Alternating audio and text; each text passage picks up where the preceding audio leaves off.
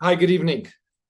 I'm Yaakov Katz from the Jewish People Policy Institute, and we're here with our daily update and briefing of the ongoing war here between Israel and Hamas, and possibly between Israel and Hezbollah, and maybe even between Israel and Iran as things continue to escalate in a very difficult, I would say, daunting direction. We're joined this evening by Rachel Fish, a senior fellow of JPPI based in Boston, or the Boston area, I think, with Gil Troy, also locally in Jerusalem, and JPPI senior fellow Shmuel Rosner.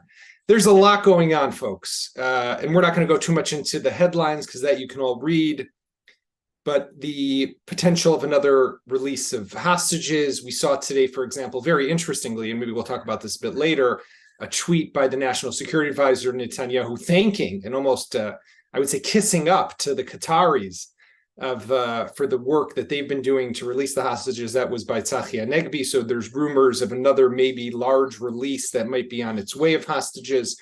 But there's also just grave concern that maybe the reason that the ground offensive into Gaza is being delayed even more has less to do with the rumors of tension between Netanyahu and his cabinet, or with the military, Netanyahu and the Americans, Netanyahu and the hostages, but more with the fact that Israel is starting to look much more to the north and much less today to the south. What I keep on telling people is that there's so much deception also that's going on with everything that we think we know that we really don't know. So everything could be the opposite. And if things are working right in Israel, let's also remember is that there is deception, and that would actually be a good thing. Before we jump into the panel, I had the opportunity today to catch up with Brigadier General Bentzi Gruber. Bentzi's an old friend. I've known him for a number of years. JPPI President Yedidia Stern and him go way back to when they were childhood friends. But Bentzi is probably one of the longest serving reservists in the IDF.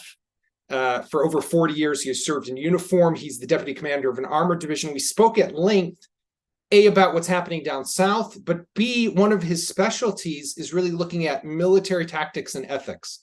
And I know that's something that's on a lot of people's minds right now with everything, with this amazing onslaught and barrage that Israel has really laid down on Gaza legitimately.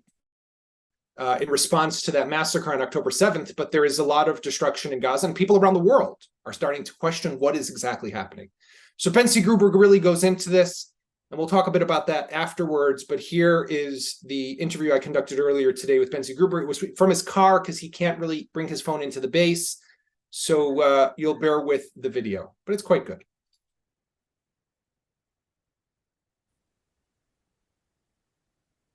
Brigadier General Bentzi Gruber, thank you for joining JPPI. You're down south since the beginning of this conflict on October 7th and called up to reserves. You're a long time, probably one of the more veteran reservists, I would think, in the IDF today. What can you tell us of just the mood and what's the feeling that's taking place inside the IDF as they prepare along the border with Gaza? So let's start with inside. Inside the IDF, the soldiers and the officers are really ready to do whatever the order will be. And if we have to go inside, to go inside. If we have to fight in the tunnels, to fight in the tunnels. I think that after we've been through in Israel in the last few months, it's amazing to see that you can see together really every part of the society, from the right, from the left, from the people that was against something, against the government, for the government, all of them together. Saying that, and that I will put in parentheses, I am not sure that it will remain after the war, but for the war we need it, and it's the best situation that we can be when we are talking about soldiers and moral and motivation. You know, I mentioned a longtime reservist, but you're also in your regular life, you're a high-tech executive. 360,000 people have been called up and, like you, put on uniform and go whether to the south or to the north. I think that people outside of Israel don't fully understand what is this concept miluim, right? What does it mean to be a reservist? Can you, I mean, you know, you've been doing this for probably what, 40 years already. Explain to us what that means. Okay, so we have a very unique model of reserve, and people say reserve, I'm not sure they understand the Israeli model. The Israeli model is we are a very small country. We can't afford ourselves to have a huge army. So 80% of the fighters, around 80%, on the ground and even in the air, you know, the pilots are reserves. Coming every year, if you're a soldier, 2, 3, 4 weeks for maneuvers and for make sure that you will be ready. If you're a pilot, every week, 1 day. And the army really rely on them. In the other way, I will say that the youngsters are the school for the reserve, because they will be 2.5 years in the army, and then will stay 20, 25, 30 years in the reserve. And I want to mention that we are not getting salary from the army. Right. Everyone that goes to the miluim or to the reserve get compensation from Social Security exactly what it earn outside, no matter what his rank. It can be a pilot, it can be a general, it can be a soldier. If you're a taxi driver, you get your taxi driver salary. If you're from high tech, you got the high tech.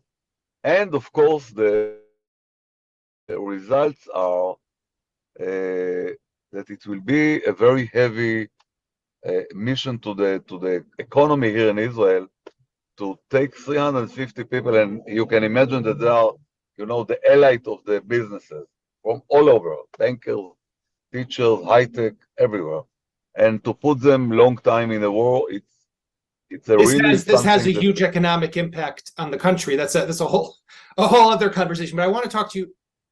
Okay, one of the big issues right now on the table, everyone's talking about, when is the IDF going in? Is it going in? You're a longtime ground forces commander, armored division.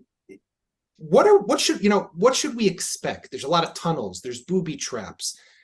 Israeli troops have been preparing, they're training, but Hamas is also, as we know, has been preparing and training. This is going to be complicated.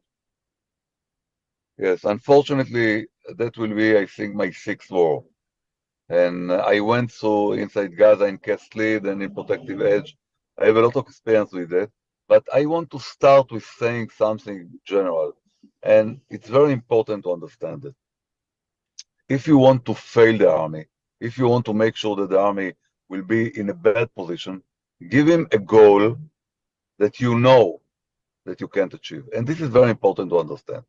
If you put a goal, you know, the politicians, the head of the army, I mean, outside, not inside, not the chief of staff, he is not giving the goals, he's not giving the meaning of why we are doing it. If you put a target and you put a goal that the army cannot achieve, this is a big problem. And I think that that's all the debate that you can hear in the news, doing that, doing other, what to do exactly. Okay, so let's go to the challenges. And when we are entering Gaza, the main challenge is that even though we are trying to move as much population as we can to the south, we will still have to fight in areas that the Hamas people, the Hamas terrorists, use the civilian as a shield. And this is a really a challenge. When we are talking about a house with a lot of people still living over there, and under the house you have a tunnel, and the pier of the tunnel, the exit is in the house, or they use now the hospitals as a kind of a shield, it's a huge challenge. And we have to remember one very important thing. We are not ISIS, we are not Daesh, we are not terrorists. For us, baby is a baby is a baby. And even though sometimes we have to kill babies, we have to do this only if we have to do that, because we try to do as much as we can to avoid collateral damage. And if we are doing a massacre, at the end of the day, what is the difference between us and them? And we are not. We are an army, a Jewish army. And we are for us, it's very important to fight in a way. I'm not saying that we are not killing civilians. Sometimes we have, but in a way that we are trying as much as we can to make sure that we are fighting against the enemy. And So, our enemy is every Hamas guy is my enemy. We have to kill him. yes. The babies are not my enemy.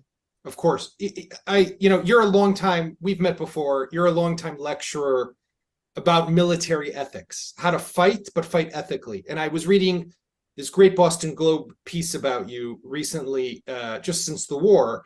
And it opens up with the question, how do you fight ethically against an enemy that has no ethics? And the stories of the massacre that we saw inside Israel, what Hamas did, and the use of civilian infrastructure and human shields in Gaza, right? Terrorists almost walk around holding a baby because they want you to kill the baby, because they know that will hurt you on the international stage.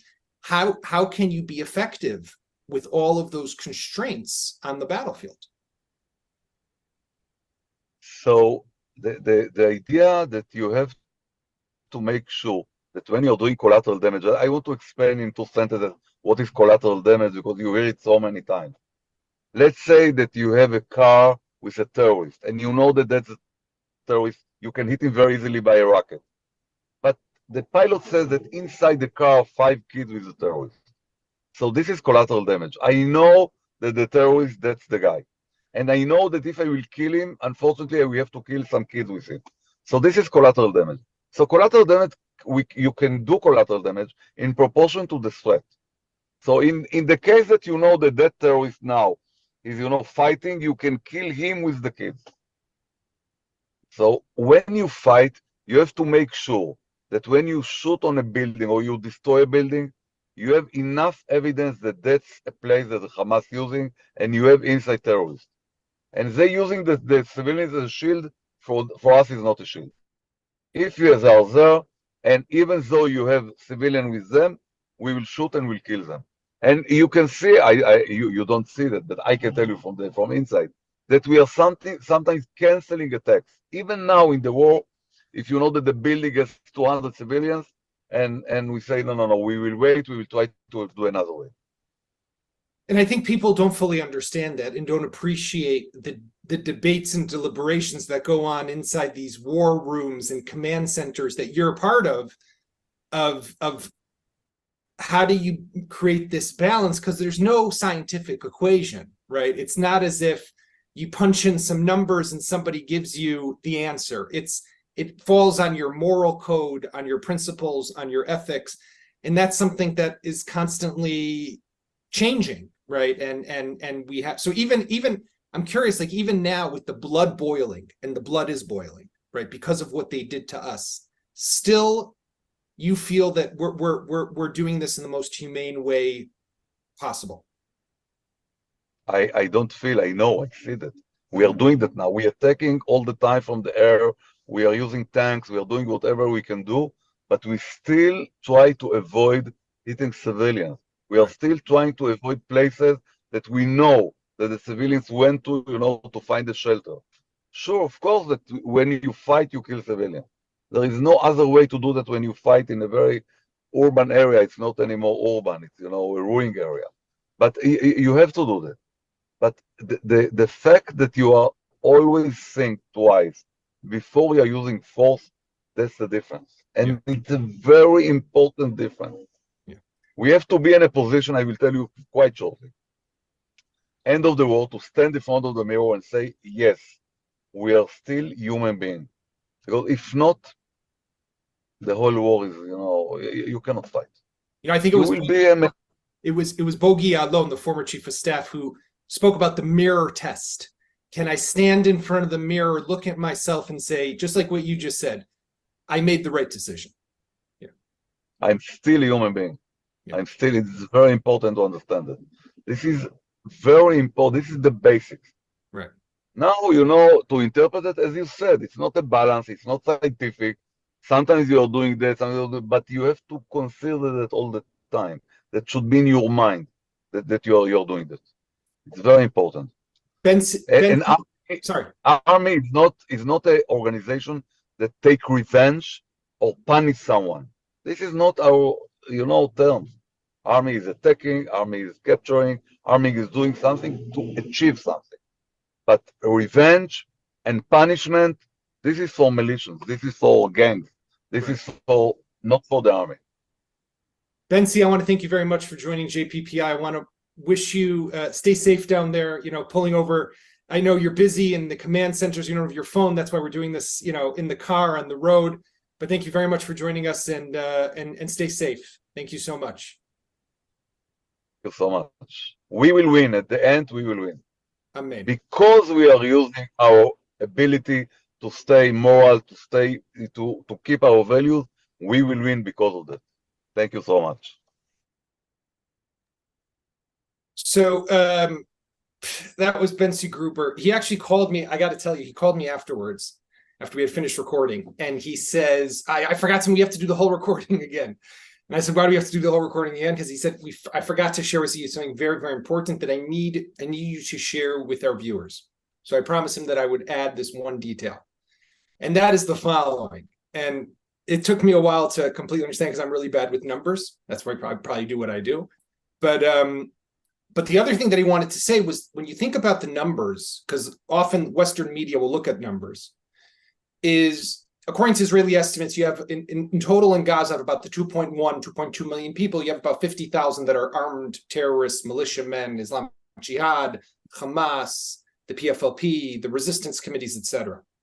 Now, what that means, there's two numbers to potentially look at. One is, according to Israeli estimates, they've already killed about 2,000 to 2,500 terrorists. So if you look at the total number of people who have been killed in Gaza, if you go according to, again, the Gaza Health Ministry, which is basically Hamas, you're looking at about 4,500 people who have been killed. So the numbers is, sometimes people look at the terrorist to civilian ratio, you could say it's 1-to-1, but when you think about it being 1-to-1, which is considering the dense population in Gaza, the urban setting, the way they use civilian infrastructure. But another number to look at, and this was what Bentzi wanted to say, is that if they are 50,000 and you have 2 million people, then it's one terrorist for every 50 to 60 civilians, let's say. But then if you think about the fact that the terrorists are underground and they're protected, so the number would go up. It's actually one terrorist for every, let's say, 70 to 80 civilians, because they're buried, they're protecting themselves underground. So really, if Israel was just indiscriminately killing people, you would have almost 100,000 people dead already. And that was just an important point that he wanted to convey even more. But I do want to get some of your feedback on this. And Shmuel has some more slides for us. We're going to get to that in a moment. But before we go to your slide, Shmuel, one of the big issues that Israel is dealing with right now is obviously the changing in the narrative. And Rachel, I thought we'd start with you. A friend of mine just WhatsApped me the picture of George Washington University from last night, Free Palestine from the river to the sea, and saying, this is my alma mater. And another friend WhatsApped me earlier today the protests that were going on in the streets of Englewood, New Jersey last night. And my father was telling me about what was going on in Chicago, right? Skokie just the other day. As the representative from North America on the call here, what's your take on what's happening? Because obviously what we were just talking about, this numbers game, these images, this is having a direct impact on these protests across the world. I want to say that this age demographic of 18 to mid 30s, and primarily those who are on campus, 18 to 25-year-olds, is a key demographic that we have to be focusing on in terms of education and in terms of communication. This did not happen the day they stepped onto college campuses. This has been cultivated and built over a very long period of time in our educational institutions. I'm looking at you, Gil, because I really do feel at this moment that it is post-colonialism and critical race theory that are now the opiate of the masses. And we have done a major disservice by not tackling these ideological positions and deconstructing them in a way that is understandable, not only to the students before they get on campus, but to the parents who do not even understand the language that their young people are using in order to project these positions. I too am an alum of GW. And so when I see blood libels projected on the library, it is astonishing to me that this is happening in the heart of DC. And at the same time, I'm not at all surprised, because I know exactly what these students have been fed, and now they have not been taught how to engage with critical thinking. Gil, What do you think? I think, and many, unfortunately, other professors don't. And it's actually quite devastating. I'm actually looking at a poll that was done just a couple of days ago that showed there's overwhelming support for Israel against Hamas in the United States of America.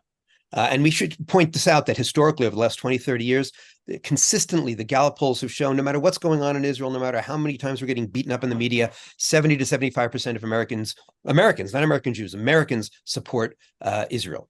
And this poll that I'm reading is a poll saying that 95% of voters aged 65 and older support Israel. Only 5% say Hamas.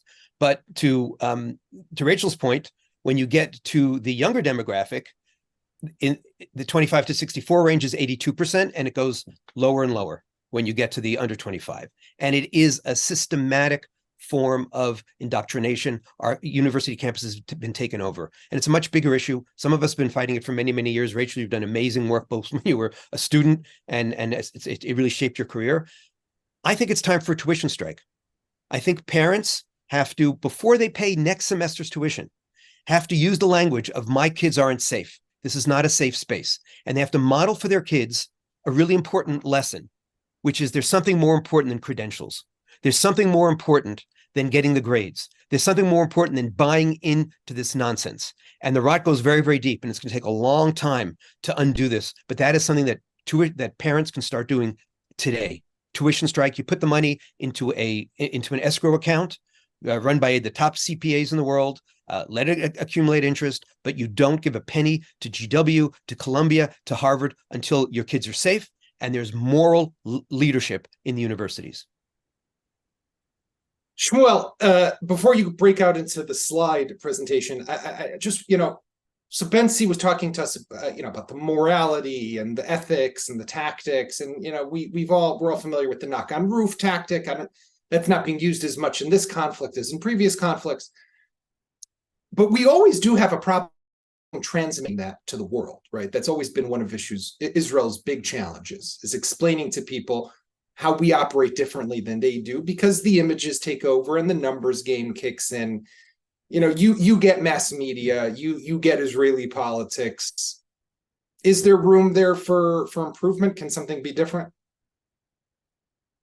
Well, first of all, you're right. We always have such problem. It is important to say, though, that we don't have such problem, or not a dramatic problem with American Jews. American Jews do get the point. I know this because just 10 years ago, in 2014, we at JPPI conducted a vast study on Israel and moral fighting. The heads of the project were Michael Herzog, currently the Israeli ambassador in Washington, and myself. And we conducted a lot of focus groups with American Jews, and we discovered that when it comes to Israeli fighting, American Jews do get the point. But you're right, for the rest of the world, this is difficult. We are a country with a powerful military, and we are fighting in many occasions in urban areas against terrorists who wear, they look like civilians. They hide behind civilians. They hide in hospitals and in schools. And oftentimes the images portray a powerful military fighting against civilians. And for us to convey or to communicate the real situation, we begin at disadvantage. How can you explain an armored vehicle facing a school when this school is a hidden place for terrorists, but to the naked eye, this looks like a school and an armored vehicle? So we begin at disadvantage, and it's a constant battle that we have to fight. You tried with numbers. I'm not sure numbers are the best way to communicate such realities. When we conducted our study 10 years ago, we came to these focus groups with an actual presentation of the different stages of operation that are taken before a bomb hits like a home in Gaza. You know, the lawyers. Yeah, the process. Yeah, exactly. The complication of the process. We try to explain the complication of the process. But again, this is a nuanced situation, and it's not easy to explain in a 30-second TikTok video. very true. Okay, Shmuel, you have a couple of slides you want to share with us from our recent JPPI study, and then we're going to get. Yes, we made a promise yesterday that we have no choice. Yeah. Yesterday we were speaking about President Biden, and I said, well, we have the numbers, but we were not prepared. So I'll show some numbers. This is from a JPPI survey of Israelis last week.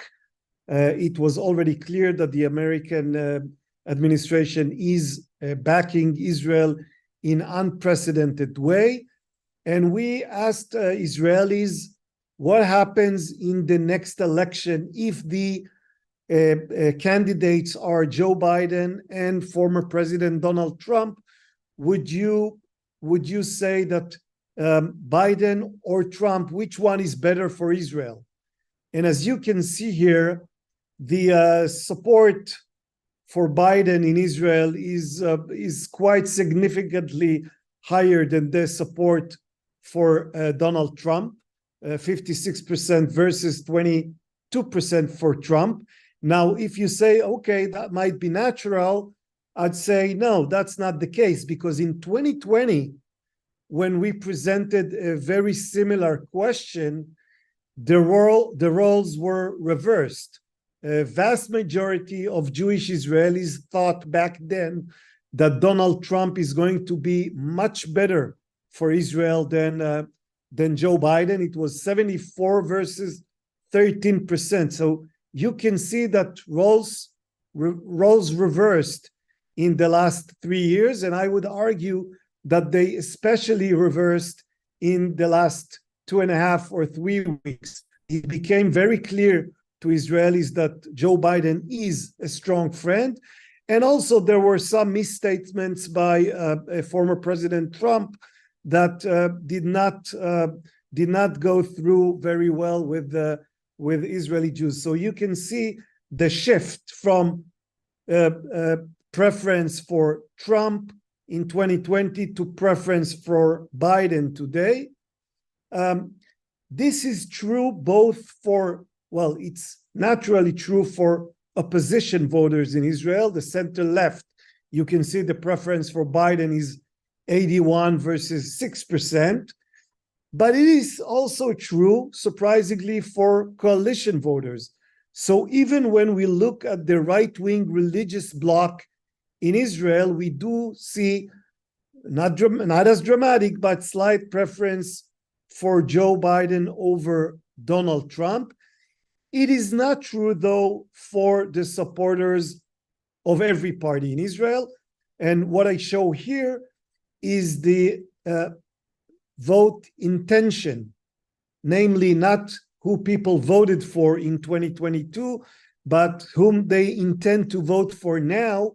When we look at people who still support Likud or still support religious Zionism or Shas, you see that for them, the preference is still for Donald Trump over Joe Biden. However, on the other side of the aisle, when you look at people supporting the Mamlachti camp or Yesh Atid, the preference for Biden is overwhelming. So again, parties... That 96% number is incredible for Yair Lapid. Yeah, it's 96 versus 1%. 1% for, well, maybe even less than 1% for Trump and 1% for don't know. I think it's 1 for Trump and 3 for don't know. So yes, it's a clear, very clear preference in all parties, center and left. Yeah. And on the right, things are shifting, but it's not as dramatic as it is in the center and the left of Israel. So that's it for the presentation. Thank you, Shmuel. Just by the way, what comment to our viewers, Andrew Bloomberg, who's watching, shared with us just that a good program for what Rachel was talking about earlier about college students and what's happening there is Right On for Israel. It's a known program that brings together and tries to turn students into Israel advocates. Rachel, so back to you, looking at the results of this poll and seeing something that we've been talking about, a bit of a theme here ever since Biden made that really historic visit to Israel last week, is this real amazing embrace by the United States of Israel. And, that's playing out in different ways, obviously. But I think within the Jewish community, we have polling about how Israeli Jews are looking at this, but I think also with the American Jewish community, and this is, just by what it seems like, very much embracing also that embrace, right? The people on the college campuses, though, that's going in a whole different direction. So how do you see, do you see that influencing the administration at some point, or they're just writing that off as these are the extremists, we don't really have to listen to them? I think the university administrators, for the most part, have been quite weak and have cowed to the pressures of faculty, usually a handful of them who are extremely vocal, as well as cowing to those very vocal students. And it's only recently that you start to see serious Jewish funders who say, I'm not going to pay any longer to be associated with this institution when a hostile environment is being cultivated and created for my child or for the friends of my children, etc. That's only recent. The question is, A, is it sustainable? B, will enough individuals do it? Because it means dissociating that reputation that so many of them feel so deeply connected to in terms of their alma mater and putting their Jewishness and that particularism front and center, which many of them have been reluctant to do.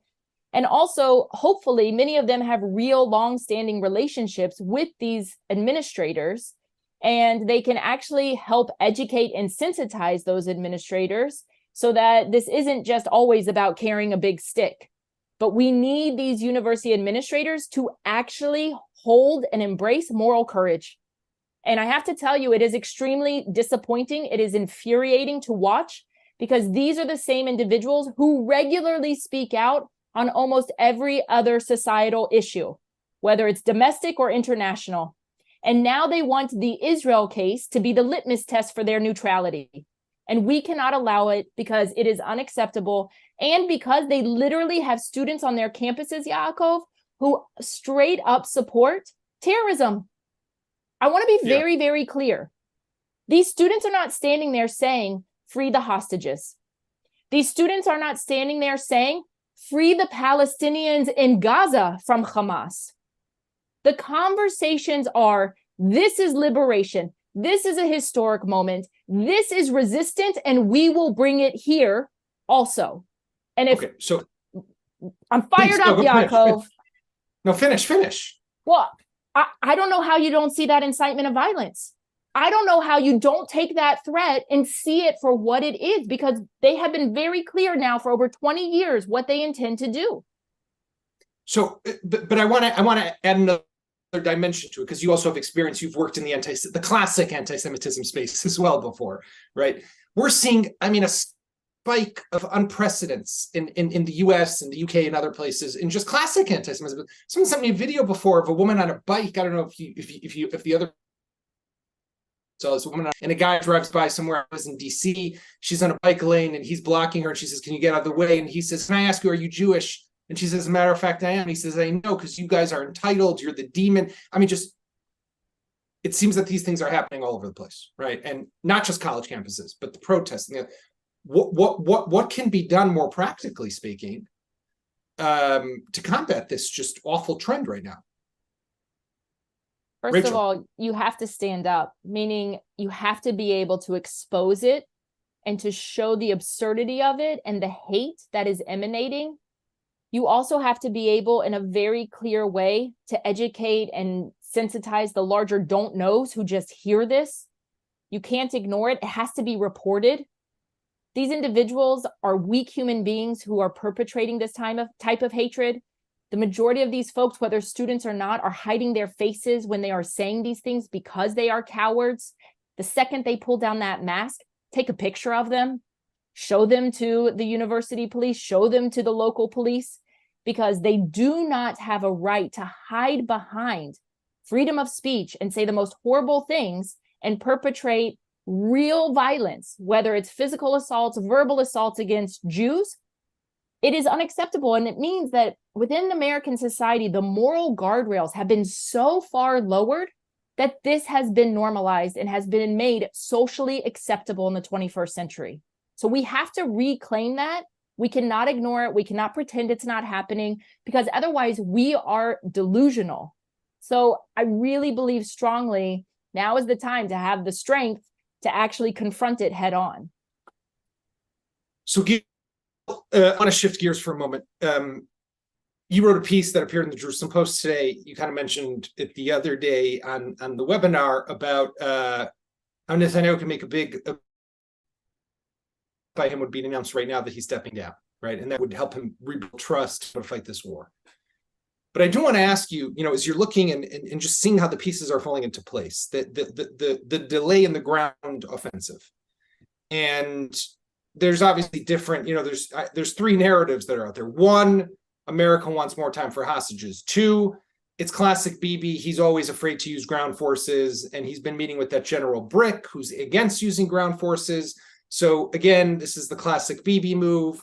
I talk big, but when it comes to actually doing, I'm more hesitant than my talk. And three, and this is what I personally think might be happening, and I opened up with this, is the shift now in perception of the conflict. We're looking much more to the north and much less to the south at the moment. And therefore, and that stems from a couple of reasons. One is that the moment we will enter Gaza, if we do, anyhow, something likely will happen in the north. And B is because anyhow, the bigger threat is to the north. And we have to deal with that threat as is. So I'm just curious, when you look at the whole dynamic that's taking place here, does it not show something of a responsible Netanyahu, on the contrary, that he's actually taking his time and not rushing in as we might have expected with the cabinet that he has? First, let's take a historical perspective. The Persian Gulf War.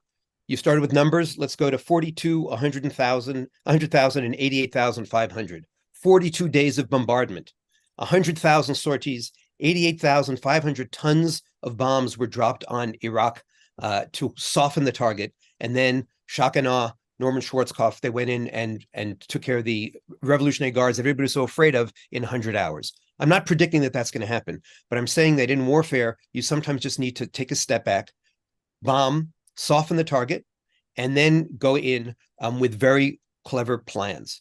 So while I worry about the morale of people of Israeli society, and I worry about the economic impact, I think that going slow is never a failure in war. That's number one. Number two is my column wasn't anti-Bibi. It was actually saying everybody, there's kind of a consensus out there. A, we don't want to yell and scream about the day after, but B, there's kind of an understanding that the entire leadership is going to have to be changed. Lean into that and start leading first by saying, okay, let's not have anything that I do or say be seen through a political lens. And by promising not to quit now, because that would open up a whole succession struggle that I wrote would make Sesame Street, would make Succession, the television show, look like Sesame Street. But what we have to do is start having leadership that goes beyond politics. And by the way, that ties into Shmuel's polls as well. Look what's going on. Once upon a time, Israel was not just a fortunate beneficiary of gifts from the United States, but it was a gift to the United States because it was a bipartisan issue. And we see how the tribalism of today, the hyperpartisanship of today, is playing out over Trump, over Biden, and over Israel. And what we really need to do is, in the United States, having seen what happens in Israel and in Israel, take a step back, have a new kind of politics. Try to understand what are sort of the fundamental forces that are making us so crazy, so insane against one another. And I think that also ties to what Rachel's saying. And part of the rot is not just the presidents, but the professoriate. There has to be an intellectual revolution. There has to be a new approach to say, wait a minute, we just saw what happens when we get so busy fighting one another and looking at our own brothers and sisters, our own fellow civilians and citizens as enemies, that the real enemies come out after us. So we really need a kind of whole new structural revolution that's way beyond the scope of this panel. Shmuel, we have a couple of questions here. So I just want to, before we wrap up, I do want to get to them. Manuel is asking, have Biden and his administration not walked back a lot of their strong support since the president's visit to Israel? So maybe you want to tackle that question. And then let me just add to it also, one of the things that I've been thinking a lot about is that if Israel is working well, and we want to hope that we're working well, and I said this in the beginning, is the issue of deception. Like I remember in the story around, for example, the bombing of the Syrian reactor, which I just happen to know well, Israel very much, there were maybe 15 people who knew what was really happening. The rest of the country did not know. The rest of the military didn't know, right? So like the brigade commander of Golani might think he's doing A when really there's 10 people at the top who are deciding now what he's going to be doing. So do you think that might be happening? Because that would give some hope that there's actually proper planning. So A, has Biden not walked back? That's Manuel's question, and then mine about the deception. So I'll answer the question in reverse order, and there's reason for that. We started this webinar today with high command reservists, and people who watch us from abroad need to understand that in Israel, since many of us serve in the reserves, we are all armchair generals. So since the beginning, since the outset of the conflict, we all sit in our living rooms in front of the television, and we instruct the government what it needs to do, and we have opinion on what the different brigades or units must do, and should they do a maneuver from the left side or from the outside, right side, from the left, from the north or from the south. We all it's like a football match when you sit in your living room and you think that you know better than the coach what needs to be done. But this is an even more complicated situation when most of the information is not available for us as citizens, and not even as soldiers or low-ranking commanders. Because of this, I'm also very cautious when it comes to the rumors or leaks or reports about the Biden administration and the quote-unquote pressure on Israel to do this or that. We don't really know what President Biden told Prime Minister Netanyahu when they were sitting together for two-man conversation. We don't know what they're speaking about when they have their almost daily phone conversation. What I see from the Biden administration up until now is nothing but support. They keep saying Israel will get all the material that it needs. They keep supporting us in diplomatic ways, in international forums such as the UN. They keep standing behind the goal of having to get rid of Hamas rule in Gaza. So the fact that there are probably some things on which there is disagreement between the administration and the Israeli government, there are disagreements within the Israeli government. It's not that difficult to imagine that the Americans will have one view and the Israelis will have a different view. It's not difficult to imagine a situation in which Prime Minister Netanyahu has one view and Minister Gantz will have a different view. As long as these conversations are taking place in confidence, and when the support of the US, when it seen from the outside, is clear and robust, I think there is no reason for Israelis to complain about the level of support from the Biden administration. And at least up until now, I think it is more than I expected and more than most Israelis should expect from any government in the world. It's as good as it can get. And that would explain the results of the poll, basically. I want to thank everyone for joining us this evening. Thank you, Rachel. Thank you, Gil. And thank you, Shmuel. And thanks again to JPPI. And we will be back tomorrow for the week's final war webinar. Until then, prayers for a peaceful night.